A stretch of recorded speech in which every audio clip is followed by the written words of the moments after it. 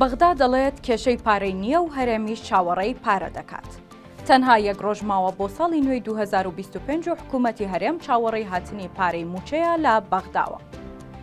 سەرچاوەیەک لە ئەنجومەنی وەزیرانەوە دەڵێت چاوەڕوانن ئەمڕۆ تا سبەینێ زیاتر لە تریلیۆنێک دینار بۆ موچە لە بەغداوە بۆیان ڕەوانە بکرێت.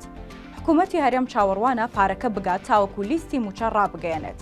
بەڵام ڕوون نییە ئایا ئەم دوو ڕۆژە بەغدا هەموو پارەکە ڕەوانە دەکات یان تەنها تەواوکاری موچەی مانگی 11 ڕەوانە دەکات. شەوی ڕابردووش وەزارەتی دارایی عێراق ڕایگەیاند ئەو هەواڵانە ڕەت دەکاتەوە کە باس لەوە دەکەن بەهۆی کەمی پارەی نەختینەوە دابەشکردنی موچەی ئەم مانگەی فەرمانبەرانی عێراق دواکەوت بێت.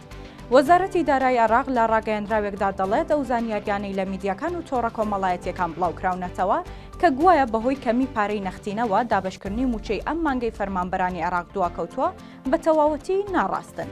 وتوشێتی ئێمە بە تەواوەتی پابندین بە دابەشکردنی موچە و فەرمانگەی ژمێریاریش موچەی وەزارەتەکان و پارێزگاکان بۆ مانگی کانونی یەکەم بە گوێرەی خشتەی دیاریکرا و بۆ هەر یەکەیانی خەرج کردووە و دەکات. ئێستاش لە هەوڵەکانی بەردەوامە بۆ گەرنتیکردنی خەرجکردنی موچە بەبێ هیچ دواکەوتنێک.